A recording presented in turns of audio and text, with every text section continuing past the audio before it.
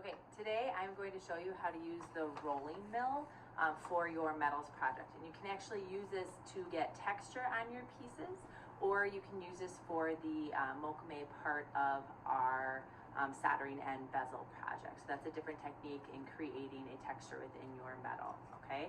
So what I'm starting with is I'm actually going to be working with copper for my piece. You can pretty much use any metal in the rolling mill. However, nickel, because it is so hard, it's going to be really hard to get texture actually on the nickel through the rolling mill. So I'm actually using 2 pieces of copper. And my suggestion to you would be to use a thicker piece of metal so that when the actual texture goes through there, that your piece of metal is not too flimsy, okay? I'm actually using a 21 gauge piece of copper, okay? I would suggest using 20 or bigger, so 20, 19, 18, 20, or 18 for you guys, but this one is 2021, okay? So as you guys can see, I have prepared my pieces for this, and in preparing them, what I did is I actually sanded them in advance, and I went all the way up to 400 for my sanding. So I did 220 first to get out all the nicks and the scrapes on here so that they're pretty clean, and then I went the opposite direction with 320, and then I came back with 400. So I went up all the way 400. I can go back in later and clean it up after, but I want to make sure that I go with 220 and 320 first to make sure that it's clean, so that later if I have to sand and buff or polish, I'm not actually sanding out the texture that I have created. Okay, so you can see these 2 sides are the sides I'm going to be putting the texture on. These are nice and clean. These, I actually sanded the back sides as well, but then after I annealed it, you're going to have to anneal your pieces before you put them through the rolling mill to make sure that they are flexible enough and malleable enough so that the texture will actually take to your piece. So this is the texture that I'm going to be working with today. It is a piece of fabric, okay? And so both of my pieces are entirely annealed. You can see the back side I did not sand off from the fire scale after I put it in the pickle. So that's what it actually looks like. So it's nice and clean. I could sand that again. I'm not going to do that right now. I wanted you guys to see the difference of my clean piece without sanding, and then my clean piece I sanded after with 400 as well to make sure that it's nice and clean for my texture. Okay, so now I'm ready to go with your actual piece of fabric. Okay, so I found some fabric at the back of the classroom. You can feel free to bring something in from home as well. Just know that you're going to be cutting apart the fabric that you guys use when you guys are working with the rolling mill, and that when you are done, you have to throw it away. So after I put this through the rolling mill, this is basically going to disintegrate, okay, because it's being pressed in between 2 pieces of metal and then pressed even further in between 2 rollers. So this will no longer exist afterwards, okay? So as long as you're okay cutting up that fabric, you can use it for the actual rolling mill, okay? So now what I'm going to do is I'm actually going to take my pieces. I'm going to lay my texture in between them, okay?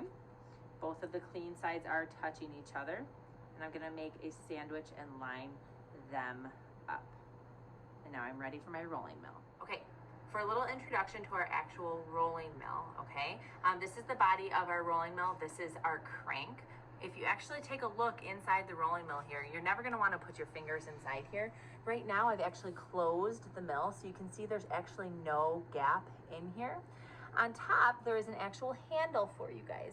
When you guys actually turn the handle, okay, you have to turn clockwise, and it will actually open up the rolling mill, okay? Because you're going to actually have to open the rolling mill to make sure that your pieces fit through there. Otherwise, you won't be able to crank your piece through, okay? So when I come down, I'm going counterclockwise. You can see it lessens the gap, okay, for my metal to fit through. Now on the top of the rolling mill, there are 2 different dials, okay? You always want to keep the middle crank on the inside in there.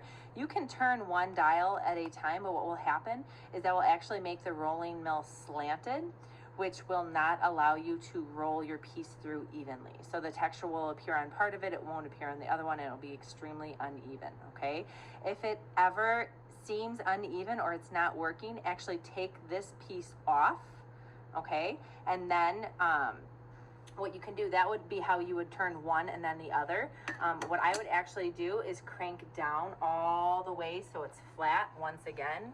So I can go all the way down once again and make sure that it's flat and there's no gap between here, just in case it's uneven, and then put the crank back on the top, and that's how you'll get it back to make sure that it's actually even. And then use the crank to open up the actual rolling mill. And then you know that your rolling mill is even for your metal. So I'm ready to put my piece into the actual rolling mill, okay?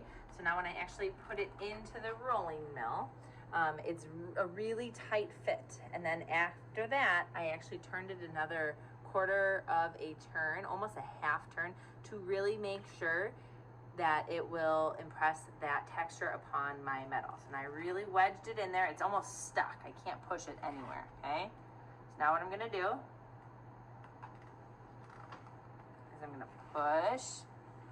And now you can see too, as you are doing this, okay, I'm using a really big piece of metal for you guys to see. And that metal is gonna splay out after at the end, okay, because it's such a big piece. So it's gonna work a lot better for you guys if you do not use such a big piece. And mine actually moved a little bit. So mine was actually a little bit too tight. I'm just gonna let it fall. Now when I take it apart, you can actually see the flour and the texture on my metal from the rolling mill, okay? And you wanna make sure that you don't have any extra fabric along the sides, because it will actually get stuck in the rolling mill when you guys are rolling it through. So that's really, really important. And as you put this through the rolling mill, what's really nice is you get that texture and that imprint on both pieces. So now I actually have two, so I could even put these together and make a bangle, okay? Now, this I just did as a demo for you guys to get some texture on here, for you guys to see how it works. So start looking at fabrics and different ideas for what you could actually put, or just patterns, what you could actually put into the metal for your pieces. And that might be something that you cut apart this metal and you include it into a piece in the future. And then you can see this is pretty flattened, where it's actually starting to fall apart in my hands, where I obviously would not use that again because it won't work for my pieces. And that is how you use the rolling mill in metals. Okay. One last thing in working with the rolling mill is you want to make sure that you clean up your area when you are done. So when I did my actual piece, okay, if you get little pieces of the actual fabric in your piece and you're brushing them off, just kind of take a dustpan and a broom and you can kind of clean up this area when you are done. Don't leave anything back here. Also, you want to make sure that you put the actual cover on the rolling mill, because what we don't want with the rolling mill is these do break pretty easy, and that's because students like to put stuff through here, tools, random stuff that will actually A, break the tool, and B, will break the rolling mill, so nobody else can use this.